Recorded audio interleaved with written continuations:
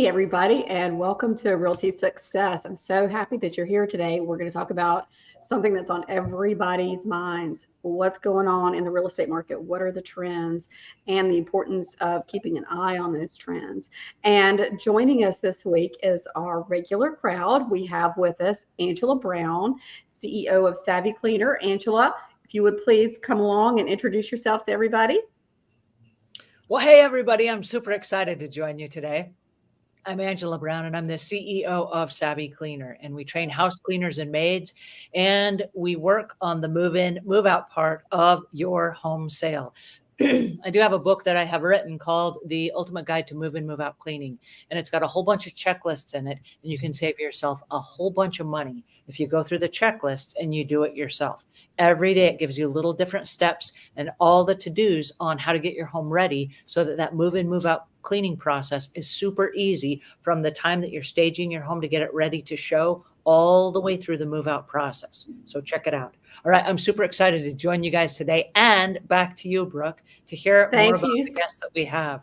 Yeah, thank you so much. Also with us today, we have two of our other hosts who are here with us every week. We have Regina Brown. Regina, would you come and say hello to everybody? Absolutely. Thank you for having us. I'm Regina. I am a luxury realtor here out of San Antonio, Texas. So anyone looking to buy or sell in San Antonio, please reach out. I would love to help you. Great. And Thanks, I am Regina. Aaron. I get to work with Regina, and we're both realtors here in the area. We're so excited to be part of the show today. Thank you so much. Thanks, Aaron. We're excited to have you. And I am Brooke Bryant, a realtor in Charlotte, North Carolina. And I'm so excited because we have as our guest today a realtor out of Fredericksburg, Virginia. And she's going to talk with us about the importance of keeping an eye on real estate trends and also the importance of home inspections. So we're so excited to have you with us, Amy Cherry Taylor. Hi there. Thank you so much for having me today. So I'm Amy Cherry Taylor, and I run a team in Fredericksburg, Virginia. We're about an hour south of Washington, D.C., and about an hour north of Richmond. So very, very busy marketplace, and I'm very thankful to be here. So thanks for having me. Well, we're so glad that you could join us. So you're on a team with your firm. Can you tell us a little bit about your team? Sure, absolutely. So yes, I'm the team lead. There are 15 of us. We have 10 agents on my team that are both buying and listing specialists. And then we also have a fantastic administrative team with transaction coordinators, listing coordinators, stager. So I'm very, very proud of my team. We're actually an all-female team, which we had not necessarily set out to be that way, but that's just what has evolved over the years. So we're a very, very close team, and many of us are from Fredericksburg and the surrounding areas. And then we have a couple of others who have moved here over the years. So we have a great subsection of both people who have moved here and then natives as well. Great. So in Fredericksburg, close to DC, I just wonder what the market, what changes you're seeing in the market. Is it similar to what so many of us are seeing throughout the country? I think that it is, and obviously, I think one of the most important things about real estate is that it's always local, right? So we do hear these overwhelming trends that do seem to, flow across the country. But at the end of the day, real estate is so local. And, one of our biggest stories here, I think, is what a lot of people are experiencing, and that is the lack of inventory. So that has been, one of the largest challenges this year so far. But also, probably one of the things it's helping to protect our market as well. Having the supply demand be what it is, especially throughout all the changes that we're all experiencing with interest rates and just supply and demand in general. So that, I think, is one of the biggest things that we've seen so far here in the Fredericksburg area this year. Are you seeing a change in your inventory levels? I'm in the Charlotte area, and we're getting a little bit more inventory, but it's still a seller's market. Are you seeing that? Yeah, so we're a little bit jealous about that. Yeah, it's still, we started a market report actually March 16th of 2020. So right when everything started with COVID, we actually started tracking the market here on a weekly basis. So every single week we publish the amount of new listings, the amount of new pending contracts, and the amount of homes that have been removed from the market. And one of the reasons why we did that is just because I think it's so important to take the emotion out of, of real estate sometimes, and really track what's happening in the statistics, and not just what we're feeling and what we think that is happening and what we're necessarily hearing throughout various, publications and media outlets. We really wanted to say, okay, this is what is happening here in Fredericksburg. And so, yeah, I mean, that certainly has been a big theme, especially throughout our summer. We tend to have a little bit of a slower summer here in Fredericksburg. We have a lot of travel up and down 95 between Washington, D.C. and Richmond is just a really tricky corridor. I know it's one of the busiest spots throughout the country as far as traffic goes. So we do tend to have a slower summer, and that's actually a normal market for us. Our spring market starts very, very early here, end of January, beginning of February, and then our second busiest time is always after Labor Day. And Labor Day, through that November-ish time frame is just, those are the two busiest times of the year. So for us, we always have a little bit lower inventory during the summer. That's not necessarily something that is new. I think it's just something that has become more readily apparent because of the after effects of the COVID market and just having this frenzy and all this inventory that was going on and coming off so fast. So it's been a little bit slower. I do really anticipate starting to see some more inventory come back on the market after the Labor Day holiday. And I think it's going to be, a good fall around here. Still with more limited inventory than what we're used to, but I think it's going to be more inventory than we saw this summer. So I've got a question, because I know as the market trends change, home buyers have a tendency to not be as up and current with the trends as realtors. And so if I were a home buyer and I were in the market, how would I know what the current trends are right now? And we're talking today about neglecting those market trends. If I just go cold into the market and I don't know what the trends are, is there a way to recover from that if I totally screw up?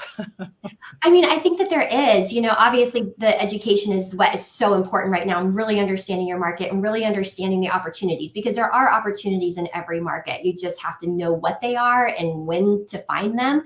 But, I think that you kind of learn the hard way, right? Like in our market, the properties that are going to be the most sought after, that are, perfectly move-in ready, that are updated in great locations, they're still seeing multiple offers.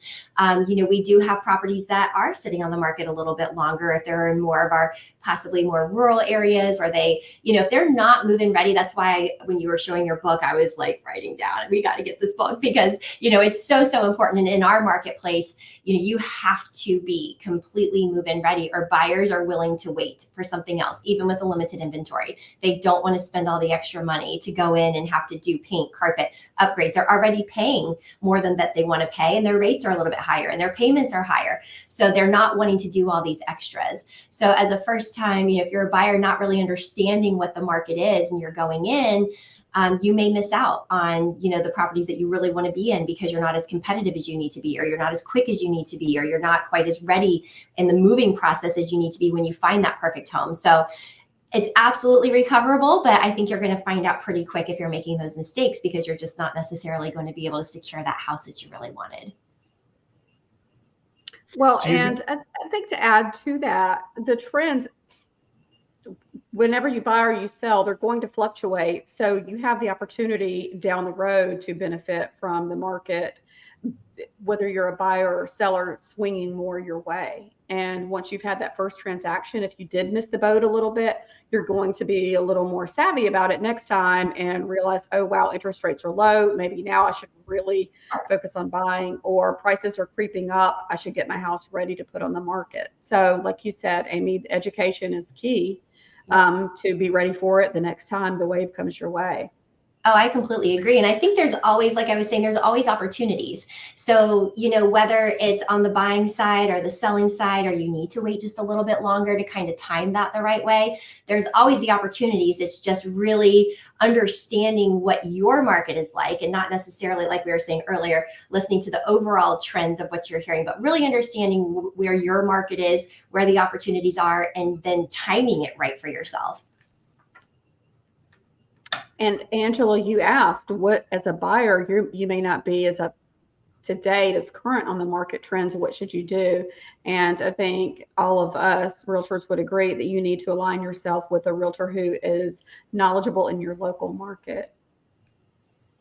So then my next question is, what kind of questions should I be asking a realtor if I know that I'm uneducated and I know that I need to be more aware of the market trends? What kind of questions should I be asking?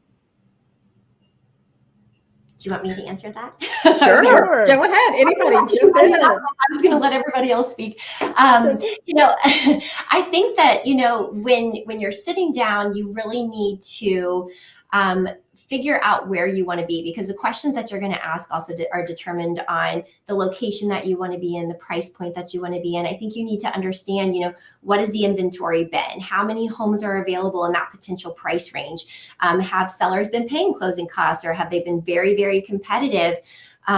Is it a competitive sector where you're seeing that the list price to sales price ratio is always over 100%, meaning that buyers are not getting closing costs and they're having to compete? I think you need to understand, you know, where are you going and what is common in that area? What are the average days on market? You know, how fast do you need to be ready to make a decision? You know, how much education do you need to have ahead of time so that when that happens, you don't feel rushed, you actually feel prepared and ready to go. And the flip side of that is I think you need to really ask a lot of questions about what are the best loan programs for you and what are the best financing options. And, you know, if you're a first-time home buyer, are there good grants for you to be able to use, or what are all of your various options so that you can find that home that you can afford and really make it work for you. So I think those are some very important questions to ask. Are you guys still more in a buyer's market or seller's market? We're still more in a seller's market just because we have such limited inventory. So, you know, and it also depends on the price point and location. So for instance, I have one home last weekend that had 7 offers and went considerably over asking with waived contingencies. And then I had another property in a totally different location and price point, which is still wonderful, and it was move-in ready, but maybe it wasn't completely as desirable because it didn't have a deck, it didn't have a patio, it didn't have a fenced backyard. So there are a couple little things missing, and it was priced for that. But at the same time, we actually paid a little bit in closing costs, which you don't typically see. And our days on market were, you know, a couple of weeks, which really isn't that long at the end of the day. But for this area, when you're used to everything going in 24 to 48 hours for so long, people see 20 days or 25 days and feel like, you know, that's a long time on the market. So we're still very much in a seller's market, but buyers can find those little pockets of opportunities. And so that's why we really encourage people to hang in there. And, you know, we just sometimes have to wait a little bit of time or kind of find that perfect one where if you really need closing costs, that, you know, we should hopefully be able to help find that. It just isn't going to be quite as quick, maybe. Makes sense. So what's driving your market? In the Charlotte, North Carolina area, we're seeing a lot of people move from the Northeast and from the West Coast here. And I think a lot of that happened with COVID. People can work from home much more readily than they used to be able to. And we are really close, or a 2-hour drive from the mountains and the coast. So it's kind of desirable. Is your market, I know you're close to DC, is that a big factor in your market? It is a big factor. So we have a lot of relocation between military, government. You know, we have a number of military bases that are, you know, within an hour to an hour and a half of our area, and some that are even closer. So a lot of military and government relocation in and out. We also have a lot of relocation from Northern Virginia. So our Northern Virginia, just right outside of the suburbs of Washington, D.C., has just become very expensive over the last few years. So our commuters who are willing to commute an hour to an hour and a half and be able to get a much larger home, more acreage, more square footage for a smaller price will come down to our area and then commute to Northern Virginia. Another large part of our market down here is our move-up buyer.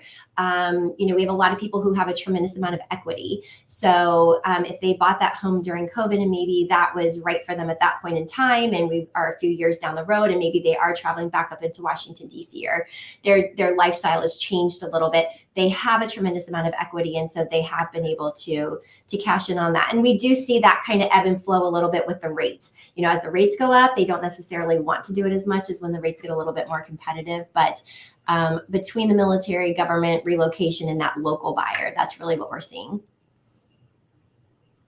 So speaking of rates, if you've got a buyer who's concerned about the interest rates and they say to you, what should I do? Should I wait? Should I go ahead?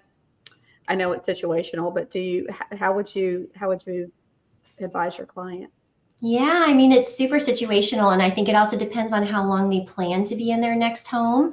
I think depending upon, the price point. In our area, though, because of the lack of inventory, we're continuing to see the prices of homes increase.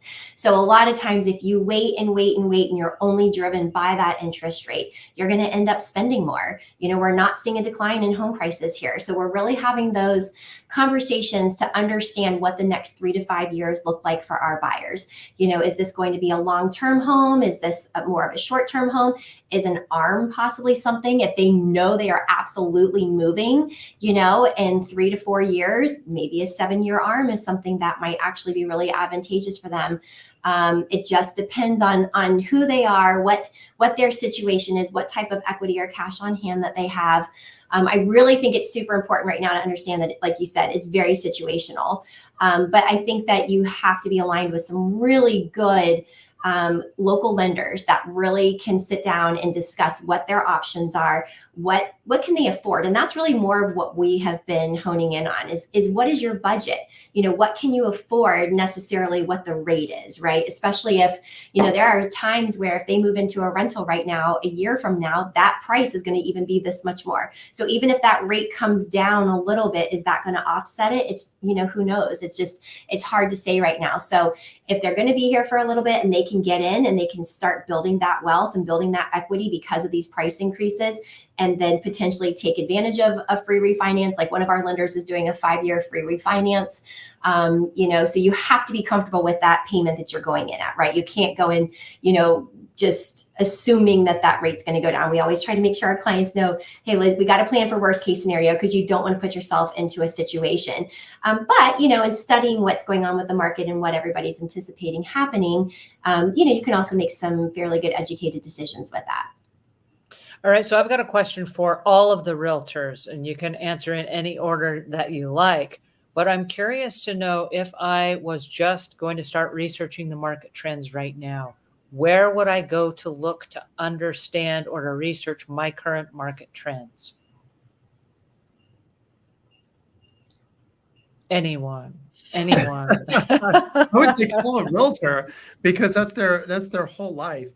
There's a lot of resources online when it comes to finding out market trends, but some of it's not entirely accurate. For example, Zillow and Realtor both put out a lot of market data, but they're a marketing company, and that marketing data is more to drive leads to their website as opposed to show you exactly what's going on in the market. And so I would say contact a local realtor in your area, and they will help you understand exactly what's going on as far as market trends and what's happening.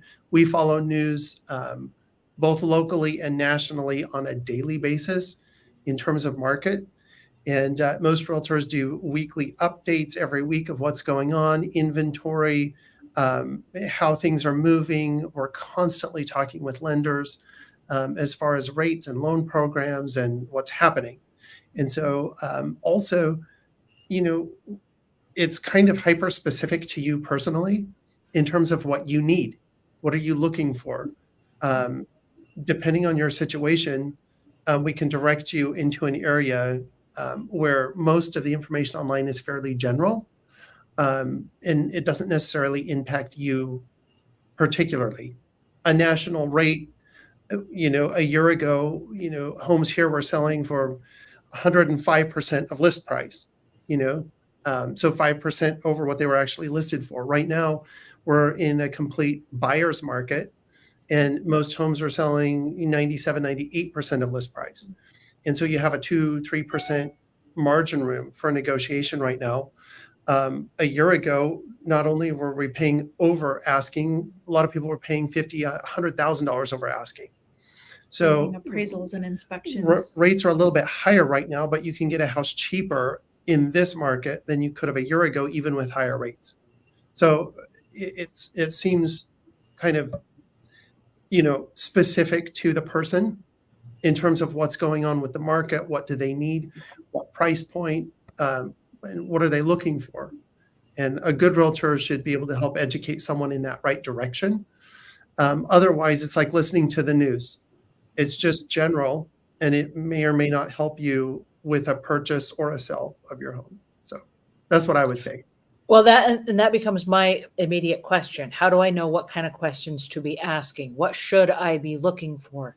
Because if I don't know and I'm just kind of like watching the general overall market trends, how do I know if it applies to me? Well, I can speak to that and touch on some conversations that we've had in the past. I know that Aaron and Regina speak about when they meet with clients, they kind of liken it to a dating situation. And so much of real estate is about developing relationships, knowing your client, what's important to them, what they're looking for, and helping to manage expectations. So it's real estate and purchasing a home or investing in real estate. They're huge financial considerations, and you should really be talking with somebody that you trust, somebody that you feel like has your best interests at heart, rather than just going and getting some spreadsheets and some charts and that sort of thing, because real estate is really situational, and you want to talk to somebody who's looking out for you, taking the time to listen to, what are your long-term goals.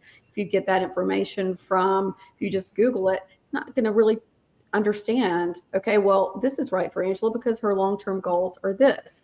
So it really is important to develop that relationship. Sit down with a realtor and say, hey, I just have some questions about real estate. I don't really know where to begin. Let's have a conversation. And your realtor will say to you, okay, so where do you see yourself in 5 years? Do you want to still be in this house? Do you want to move to the coast? Do you think maybe you want to invest in real estate? And have those conversations, and then they can gather the data for you specific to your needs. And also, I would say if you're looking for specific, like general real estate for my area, the National Association of Realtors website has a lot of public data on every region. So NAR.com, and then also Red News for commercial. So either of those sites, if you want just general, for my area, this is what we're looking for, that'd be a great resource. But any realtor is going to be able to hone in and direct specifically what you're looking for and cater it to your needs. Thank you for explaining that. I appreciate the information.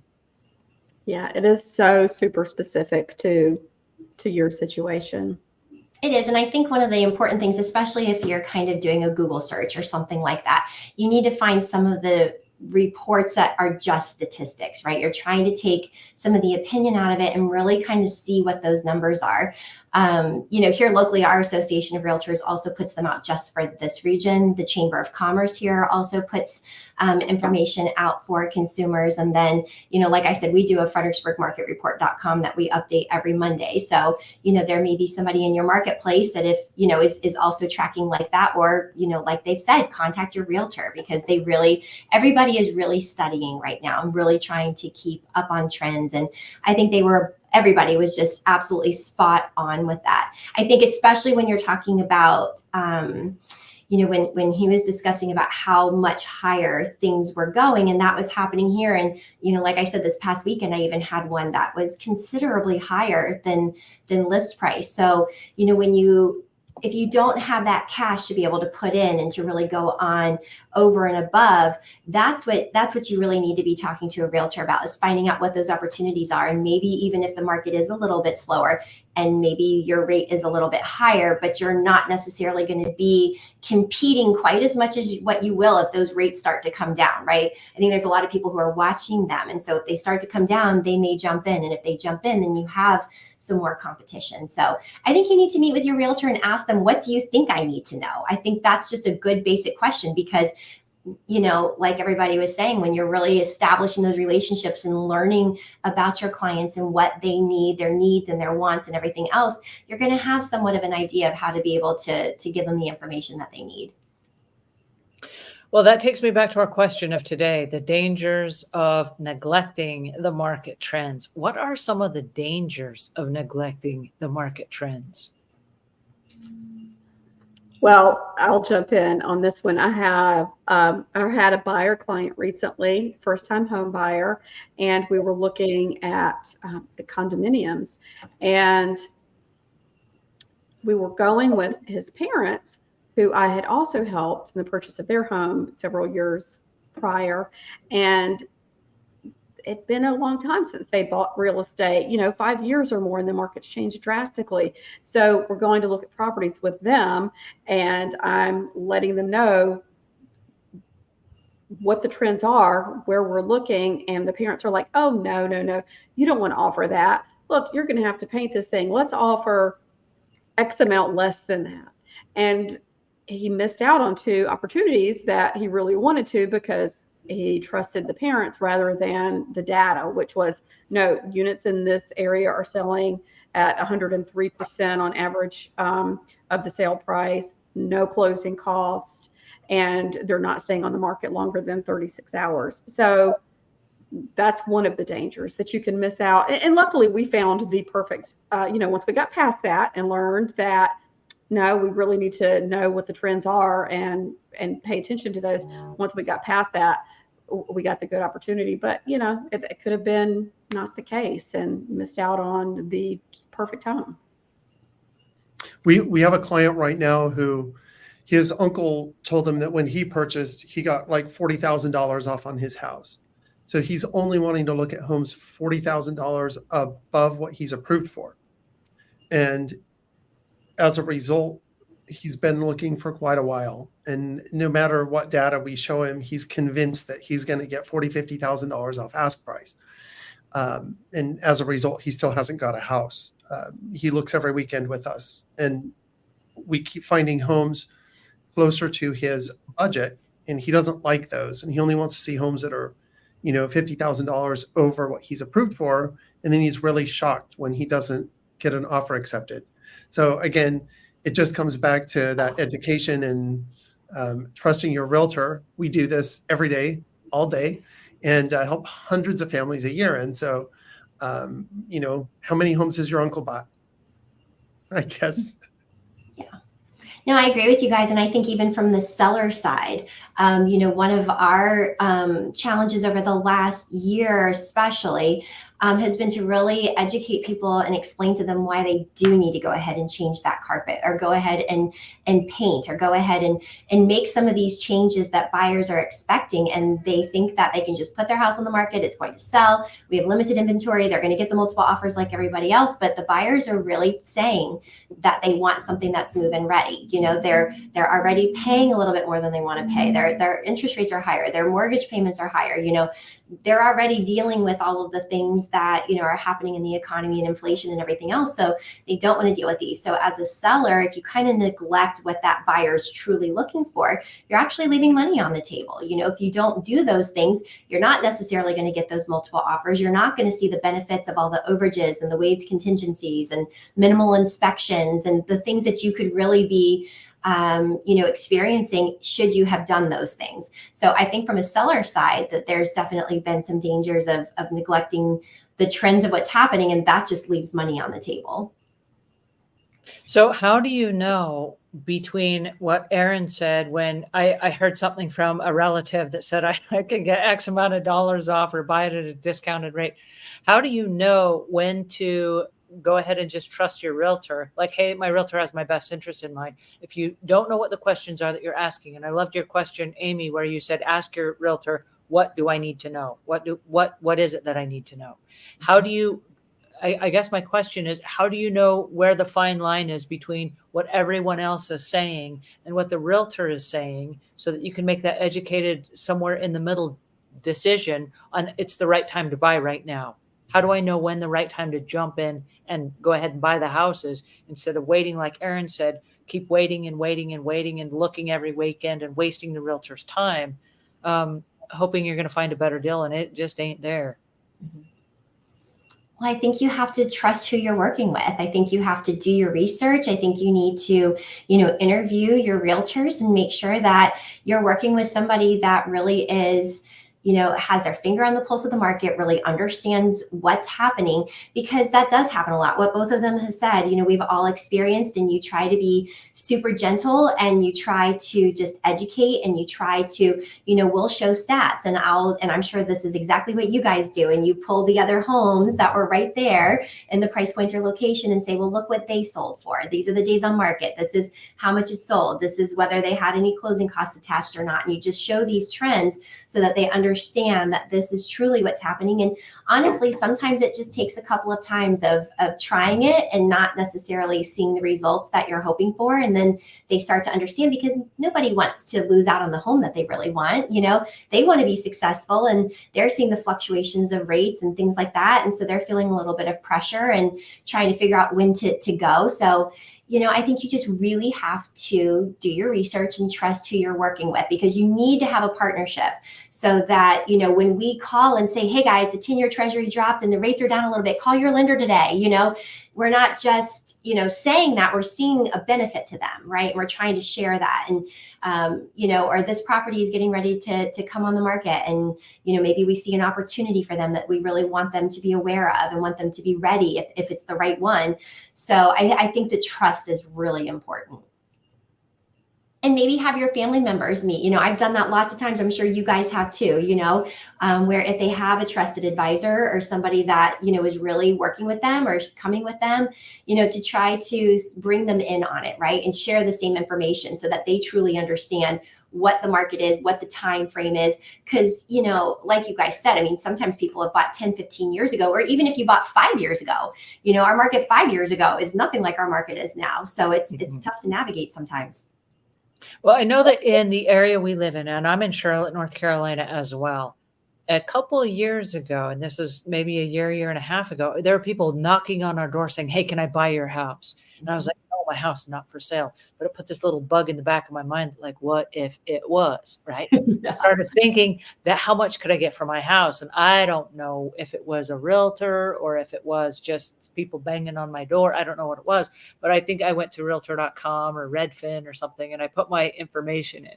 So then I got on this waiting list or this email list. They started like every week sending me like, hey, how much is your home worth today? And in the back of my mind, there's this little nagging thing that's like, should you sell? Should you sell?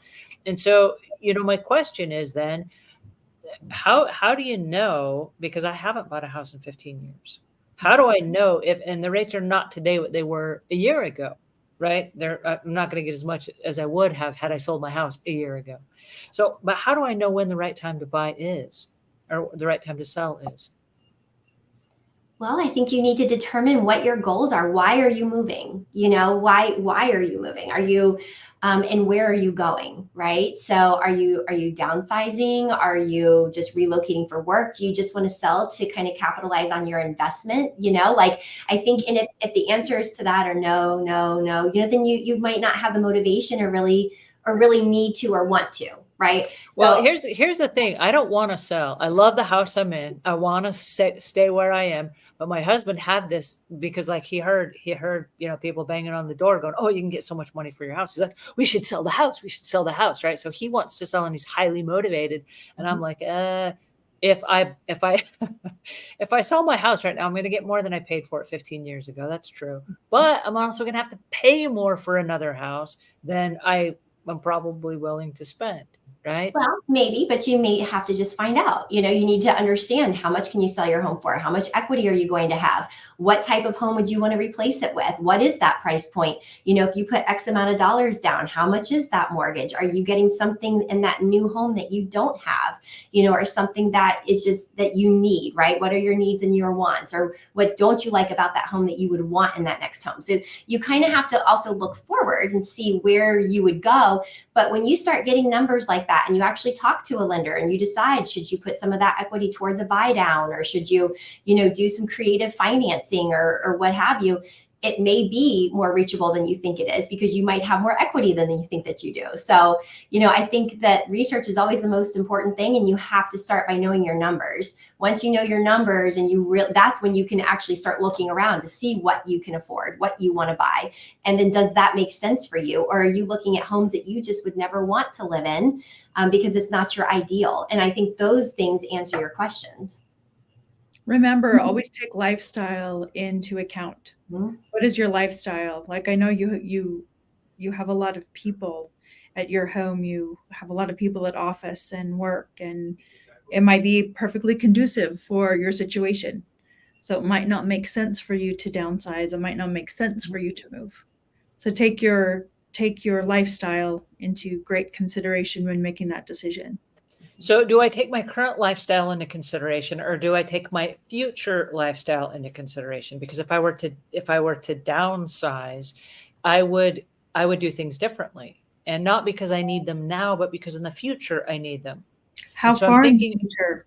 That's what well, was I don't know. That's the thing, because I'm thinking, like, for example, if I had an elder parent living with us, because right now my parents are elderly and so are my husband's parents.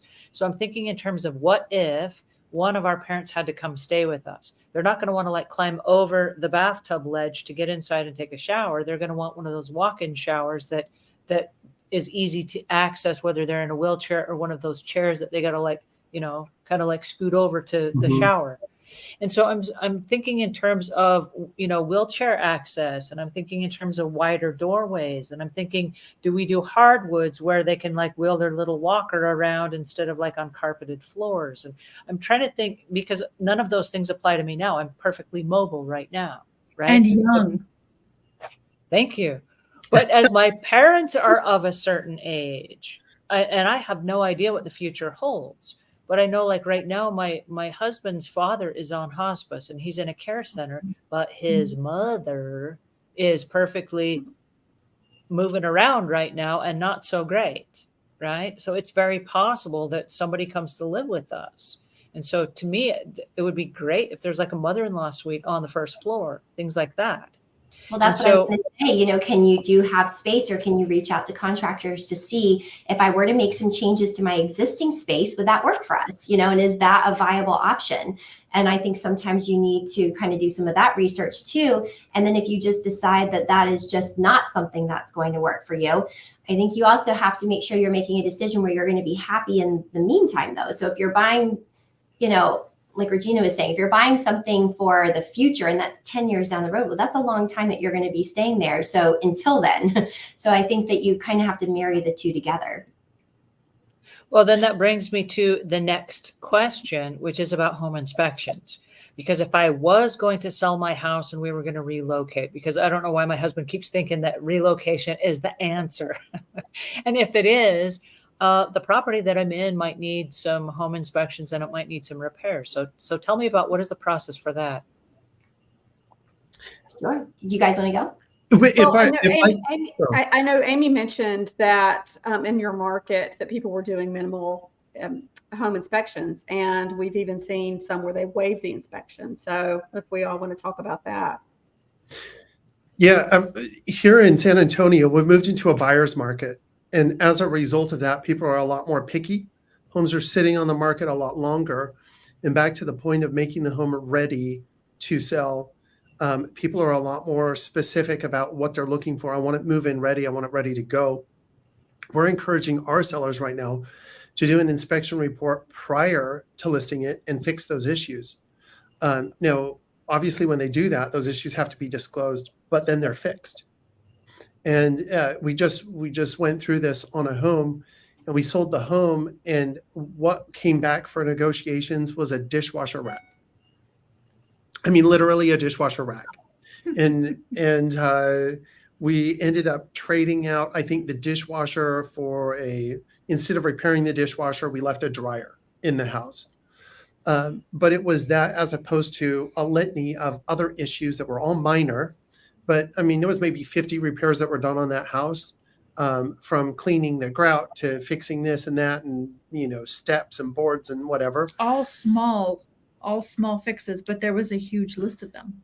Yeah, I mean, even down to repainting the front door from where the dogs had scratched it. So we're encouraging our sellers to go ahead and do that inspection report up front and just eliminate all of those issues out of the gate. And that seems to be working really well in our market because we are in a buyer's market. Now, in a seller's market a year ago, none of that mattered. People were still offering $50,000 over ask and didn't care. They're very picky today. So that's what we're seeing here in San Antonio.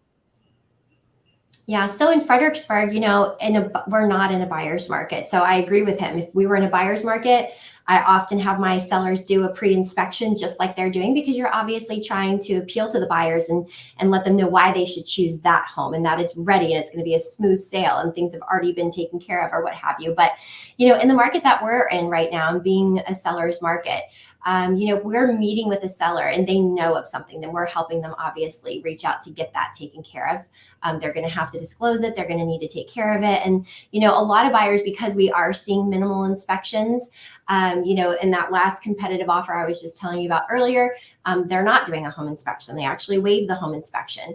But in the contract that we just did earlier today on the other property I told you about, they're doing one, but they're doing a right to void only.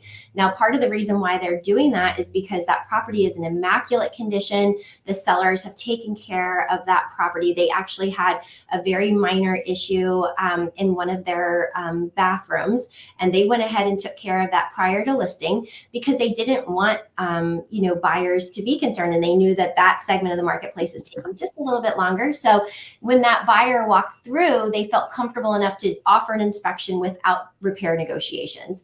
They obviously want the right to be able to get out should something large come up, and hopefully they would bring that to our attention. We could potentially negotiate. But by and large, if we walk in and we see things, especially when we know that this house is going to be in a competitive situation, we will recommend that a seller go ahead and take care of it, because a lot of buyers are walking through and they're looking up and they're looking at all these places to see, do I really need the inspection? I want to be as competitive as possible. So the more that seller does ahead of time, and the better that they present the condition of that home, the more likely they're going to be to have all of those multiple offers and potentially waived inspections. So it kind of depends on which side of the market that you're on as far as how much you need to do or want to do in advance, I think.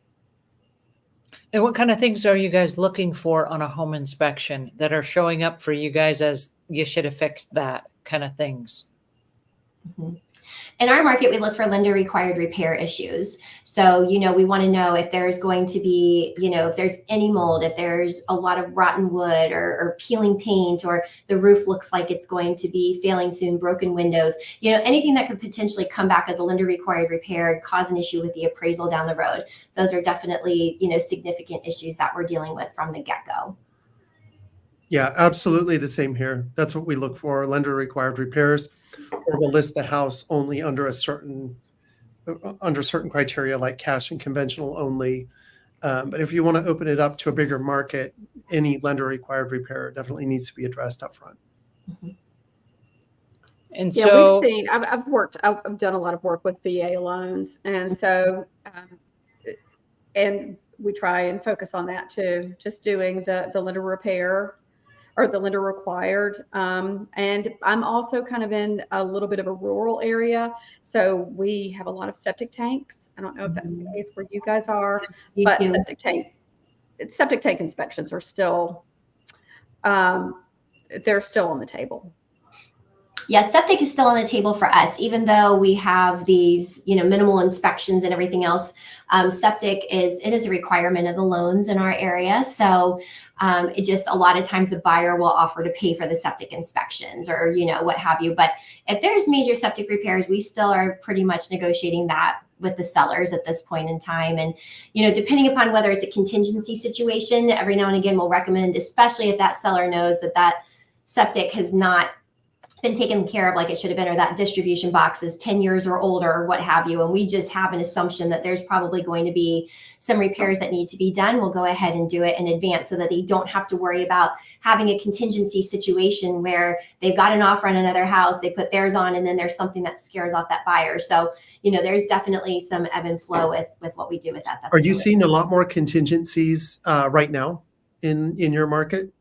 Depends on the house. Like I said, when I had those 7 offers this past weekend, several of the offers had waived the majority of the inspections and several of them had all of them, so it just kind of depends. But then the one that I had that was not in a multiple offer situation, we have all the standard inspections, but they were still the best for the seller that we could get, but they're still there, right? So the buyer is getting the opportunity to do the inspections that they need to. And as far as contingencies, are you seeing a lot more people with contingencies right now? Like to sell, that they need to sell to sell a home contingent. Waiting till they find the right home to put their home on the market, and then having a contingency situation. Regardless of how many times you explain, it should be the other way around. We're only laughing about it because we're seeing a huge uptick in that right now in our market. Almost every seller is coming to us saying, hey, we want to find the perfect home before we even think about putting ours on the market. And 1,000% we need to sell our home to pay for the new one.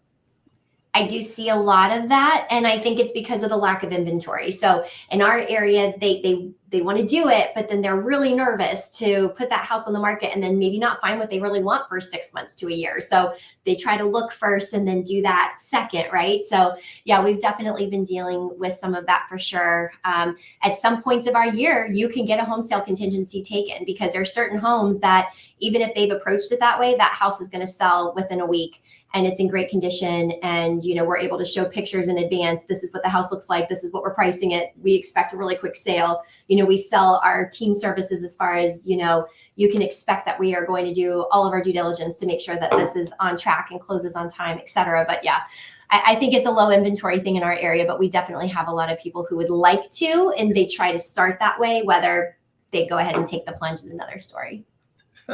So what is the answer from a homeowner's perspective? What is the answer? Do I look for the new house first, or do I put my home on the market first and sell it on the and market. then I go looking? 1,000% put it on the market. Just put yourself on the other side. Would you want someone to offer on your house when they hadn't sold their home yet and they didn't have money to purchase your home? Yeah. And I think that, I agree with them, but there is something that we've been doing that's been really effective. And that is with our sellers that we know are going to need to sell. We will go ahead and stage. We will go ahead and take all of the pictures, the tours, we will get everything done that we're going to get done. And then we hold them and we start searching and looking for their new home. They've been pre-approved. They're ready to go. Once they start to see some options, because every now and again, something's going to start to come on. We're going to educate them in advance and say, hey, look, we're in a market right now where we may be able to get a contingency with a certain home, or you may lose out on it, right? We're going to discuss that. But if they're really adamant about going straight from one to the other, we will do that sometimes. And then once they start to see some options, we'll go ahead and get that house on the market and then do a seller to find home of choice contingency, because we're still in somewhat of a seller's market. So I can do that, get that buyer on them, and then give us another 2, 3, 4 weeks to potentially find the next home. Now that window is closing, and that's the thing. That window opens at certain times of the year in our market where we can do a seller to find home of choice contingency. Other times we can't always do that. Depends on supply demand. But we've been really successful with being able to do that at times throughout the year. And sellers like it. It doesn't always line up exactly, but they at least have a chance when they find that home. They're ready. They can't find the home and then say, oh, now we need to do pictures and now we need to do this, that, and the other. And like she said, they've lost it to somebody who doesn't have all those constraints. All right. So now I have two questions. All right. So the first question is, so I should go ahead and get my inspection right now and start fixing the things that I know need to be fixed right now, so that in that moment of weakness, when my husband is already ready to sell and I'm not, but I have a moment of weakness, I'm like, okay. That we then immediately put it on the market and off we go. That's my first question. Is that, am I thinking along the right lines there? It depends on your market. And how quickly you would actually be selling. Yeah, your if you time did frame. repairs now and didn't sell for a year, you're going to go back and have a new list of repairs in a year from now. So, and that was my question. My question is, should I wait until I'm ready to sell to do those repairs, or do I go ahead and do them now? I don't have any dogs that are clawing the doors apart and stuff, but like the trim around my front door needs to be painted, and I could replace a couple of baseboards that have warped and need some repair, things like that. I think there's always home maintenance that should be done on a regular basis, and most people are great with that. A lot of the repair issues that come up for loan types are, like wood rot, broken glass, AC or heater not working, kind of major issues. And so most people aren't so neglectful that they wouldn't address those necessarily. So I would say it just depends on timing. Regular maintenance things should continue to happen anyway to your home. And then when you get close to selling it in our market, we would recommend go ahead and get an inspection done and get all those little things checked that you're not normally checking. The plumbing under the sinks, and is the power box labeled, and things that you would never think about, and it's not a big deal.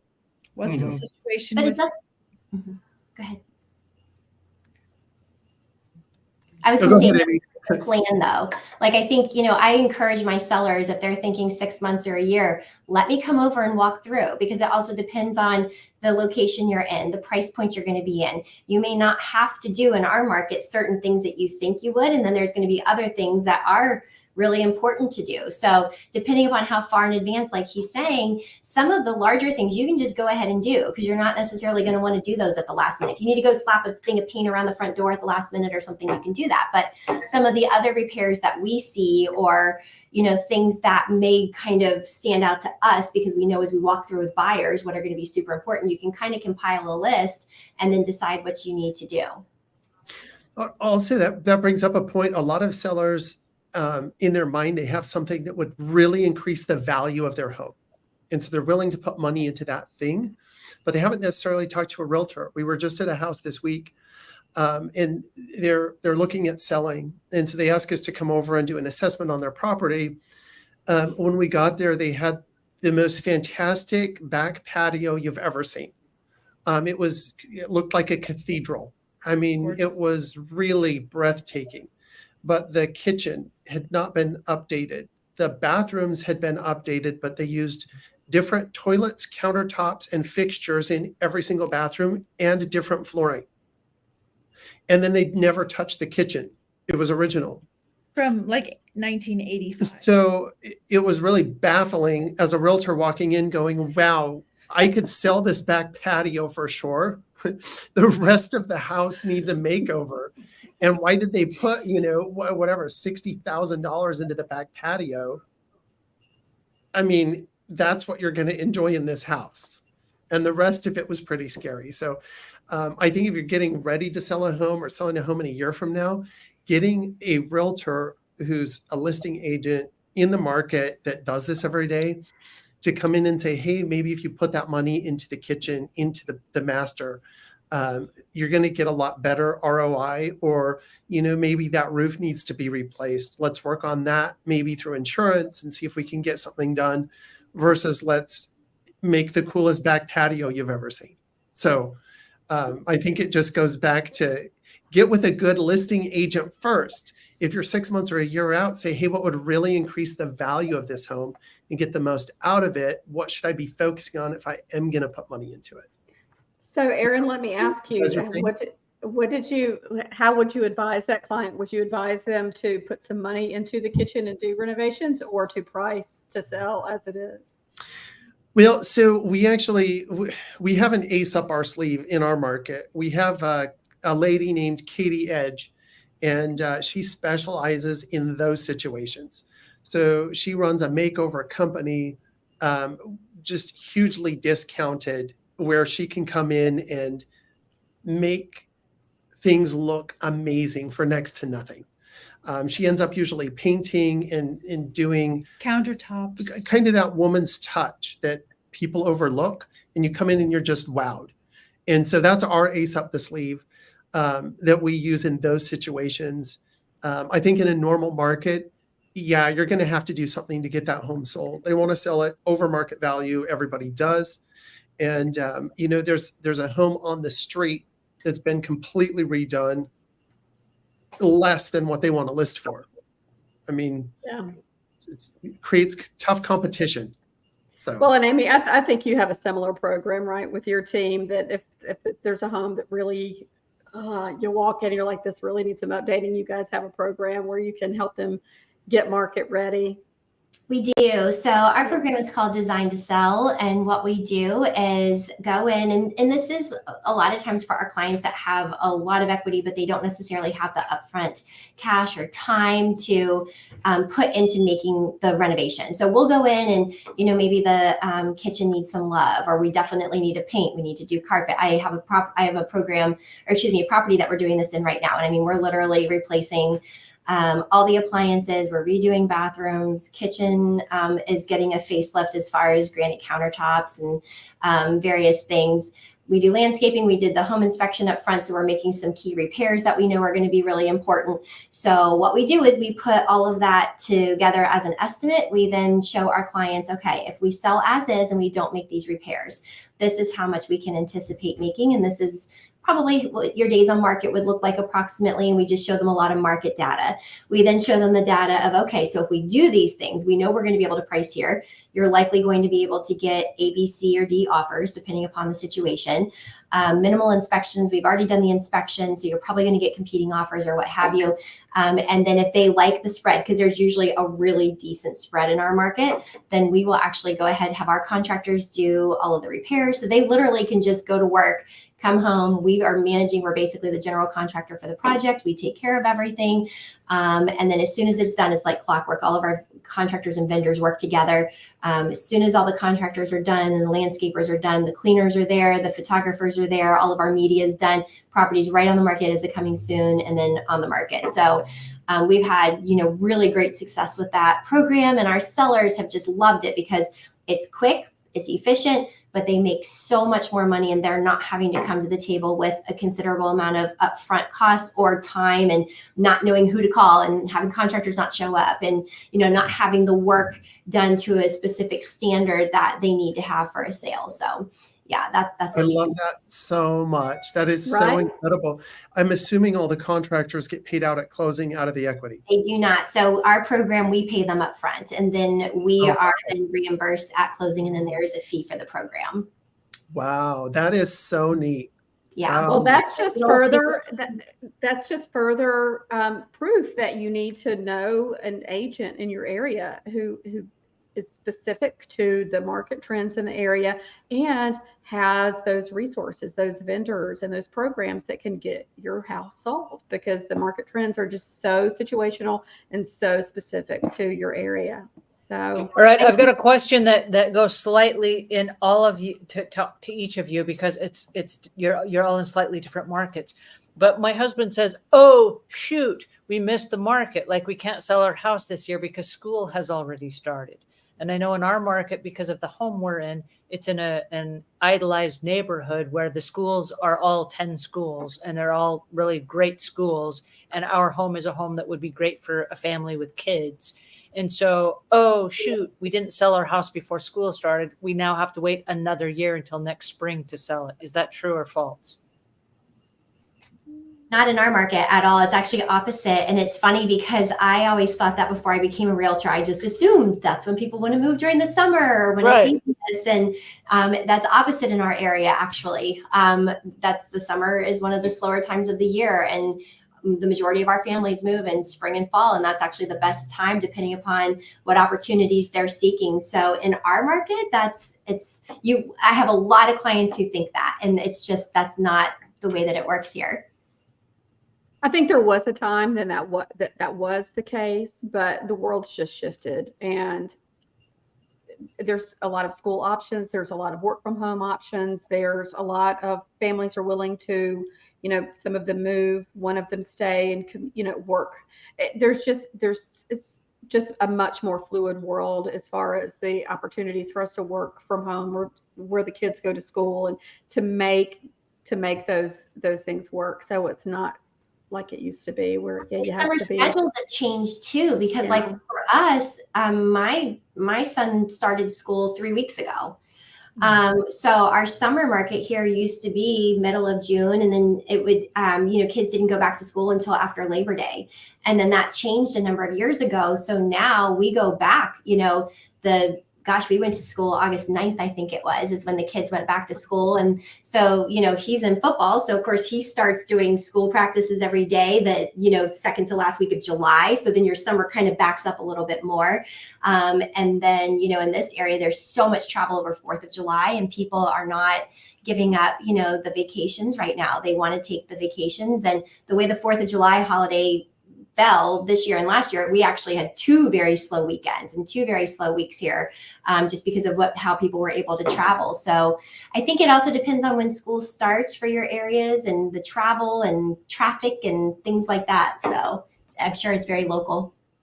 Yeah, and I would say here in our market, a lot of homeowners believe that once school starts, we've got this big home and it's not going to sell, and let's wait, which means the people that do, there's a lot less competition when it comes to the sell, and a lot more buyers looking at their home.